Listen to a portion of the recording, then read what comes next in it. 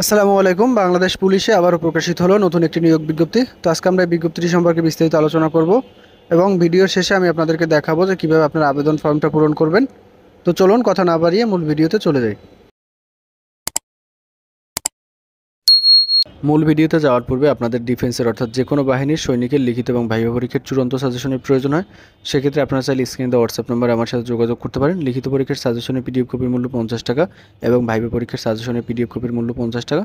তো আপনাদের যাদের প্রয়োজন বিকাশ নগদ অথবা রকেটে সেন্ড মানি করে সাজেশনের পিডিএফ কপিটি হোয়াটসঅ্যাপের মাধ্যমে সংগ্রহ করতে পারেন। গণপ্রজাতন্ত্রী বাংলাদেশ সরকার, বাংলাদেশ পুলিশ, পুলিশ সুপারের কার্যালয়, ঝিনাইদহ। নিয়োগ বিজ্ঞপ্তি। এই নিয়োগের ক্ষেত্রে শুধুমাত্র ঝিনাইদহ জেলার স্থায়ী বাসিন্দারা আবেদন করতে পারবেন, এছাড়া কিন্তু অন্য কোনো জেলার প্রার্থীরা আবেদন করতে পারবেন না।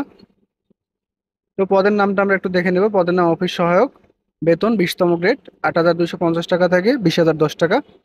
পদসংখ্যা একটি, শিক্ষাগত যোগ্যতা কোনো স্বীকৃত বোর্ড হতে মাধ্যমিক সার্টিফিকেট অর্থাৎ এসএসসি পাস হলে কিন্তু আপনারা আবেদন করতে পারবেন এবং শুধুমাত্র পাশ করলে কিন্তু হবে। এখানে কিন্তু জিপিএ বা বিভাগের কথা কিন্তু উল্লেখ করে নয়, অর্থাৎ আপনি যে কোনো বিভাগ সায়েন্স, আর্টস, কমার্স থেকে শুধুমাত্র পাশ করলেই সেক্ষেত্রে আপনি আবেদন করতে পারবেন। 1 পয়েন্ট, 2 পয়েন্ট যে কোনো পয়েন্ট থাকলে কিন্তু আপনারা আবেদন করতে পারবেন।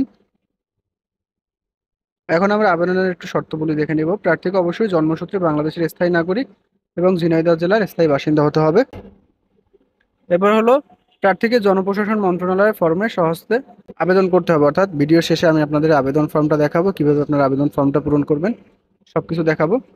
স্বহস্তে ব্যতীত আবেদন গ্রহণযোগ্য হবে না, অর্থাৎ আপনাদের আবেদন কিন্তু হাতে লিখতে হবে। আপনারা অনেকে আছেন যারা কম্পিউটার থেকে আবেদনটা টাইপ করে নেন, সেক্ষেত্রে কিন্তু গ্রহণযোগ্য হবে না। আবেদন মূলত আপনাদেরকে হাতে লিখতে হবে।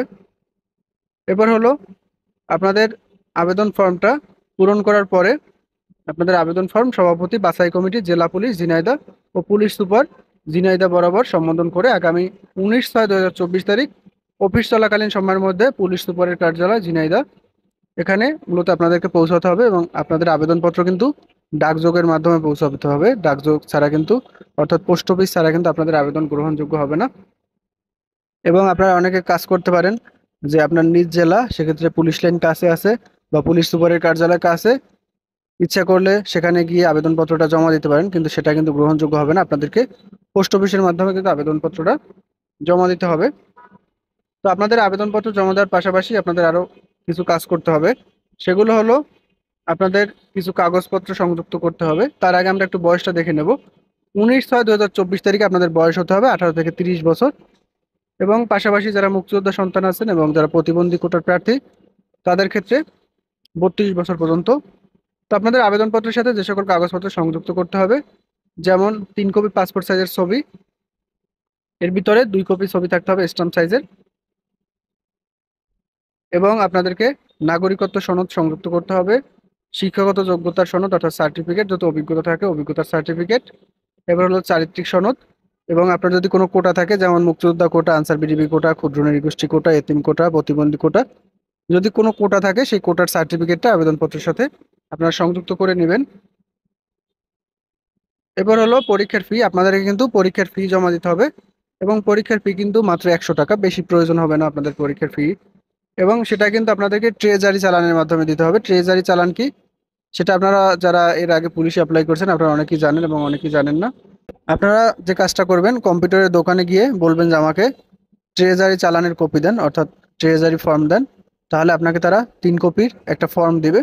ওটা মূলত আপনাদেরকে পূরণ করতে হবে। আপনার নাম, ঠিকানা, তারপর কিসের জন্য আপনি মূলত টাকাটা জমা দিচ্ছেন এগুলো আপনাদেরকে লিখে তারপরে ব্যাংকে জমা দিতে হবে, এবং এটা কিন্তু সোনালী ব্যাংকে জমা দিতে হবে অথবা বাংলাদেশ ব্যাংকে। জমা দেওয়ার পরে আপনাদেরকে 3টে ফর্ম থেকে একটা ফর্ম তারা আপনাদেরকে দিবে।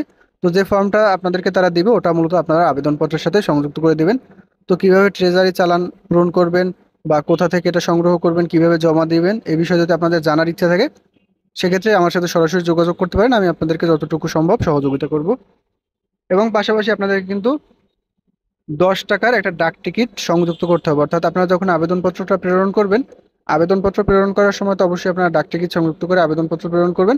পাশাপাশি একটা ফেরত খাম, অর্থাৎ 10x4.5 সাইজের একটা ফেরত খাম, অর্থাৎ যেটাকে বলে ফেরত খাম। সহজে কম্পিউটারের দোকানে গিয়ে বা লাইব্রেরিতে গিয়ে বলবেন একটা ফেরত খাম দিতে, তো ফেরত খামে আপনারা একটা 10 টাকার ডাক টিকিট লাগাবেন। তো ডাক টিকিটটা মূলত আপনারা পোস্ট অফিসে যখন যাবেন তাদেরকে বললেই হবে যে একটা 10 টাকার ডাক টিকিট দেন, তারা আপনাদেরকে দিবে।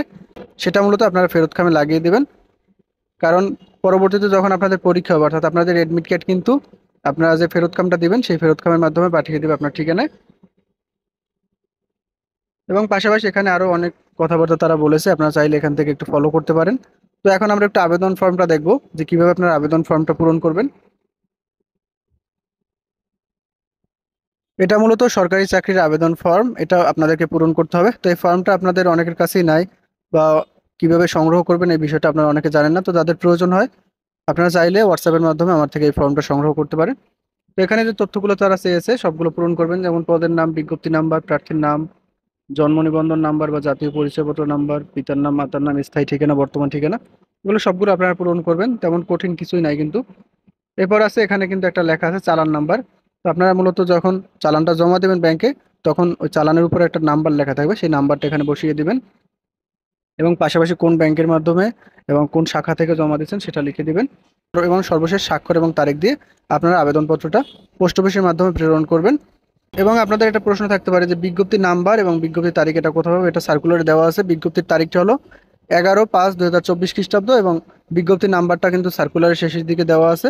আপনারা সেখান থেকে দেখে নিতে পারেন। যদি খুঁজে না পান আমার সাথে যোগাযোগ করতে পারেন। ধন্যবাদ সকলকে।